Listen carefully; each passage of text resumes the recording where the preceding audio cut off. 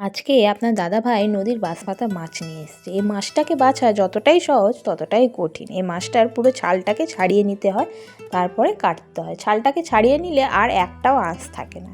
আস্তে আস্তে করে ছালটাকে পুরোটাই টেনে তুলতে হয়। আজকে রোদটা খুব ভালোই উঠেছে, ভাবছি গোবরগুলো দিয়ে দিই। অনেক দিন ধরে এই গোবরগুলো সব জড়ো করে পড়ে আছে। আজ নিয়ে দেবো, কাল নিয়ে দেবো করে আর গোবরগুলো নেদোনোই হচ্ছে না। গোবরগুলোকে সব ওই দেয়ালের কাছে জড়ো করি, তারপরে ওই দেয়ালের পিছনটায় নিয়ে দেবো। আর গোবরগুলো নেতিয়ে দিলে 2-3 দিনের মধ্যেই গোবরগুলো শুকিয়ে যাবে। আবার খুলে উল্টে দিতে হবে। আর এইদিকে আমার দেরি দেখে আপনার দাদাভাই নিজেই রান্না করতে বসে পড়েছে। কেন মিথ্যা কথা বলবো, আমার দেরি হলে ও আমার সঙ্গে সংসারে খুঁটিনাটি কাজ করতে থাকে। যখন সংসারটা দুজনের, তখন দুজনকেই কাজ করতে হবে। আর এইদিকে দেবাংশু ভ্যাংচাচ্ছে ওর বাবাকে। আর স্নানটা সেরে নিয়ে আমি ভাবলাম আগে ফুলগুলো তুলে নিই।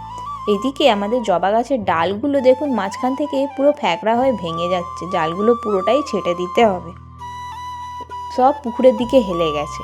আজকে অনেকটাই ফুল হয়েছে। আর এইদিকে আমসারগুলো তুলে নিচ্ছি। লক্ষ্মীর ঘটে আমি আমসার দিই প্রত্যেক বৃহস্পতিবার করে, তাই আমসারগুলো তুলে নিচ্ছি। আর আম গাছটা প্রায় 2 বছর হয়েছে, ভালোই বেড়েছে। বিকেলে দেবাংশুর বায়না পার্কে নিয়ে আসতে হবে, তাই ওকে একটু পার্কে নিয়ে এলাম। আজকে আমার ভিডিওটা এই পর্যন্তই। আমার ভিডিওটা যদি আপনাদের ভালো লেগে থাকে, প্লিজ আমার চ্যানেলটাকে লাইক, শেয়ার আর সাবস্ক্রাইব করবেন। টাটা।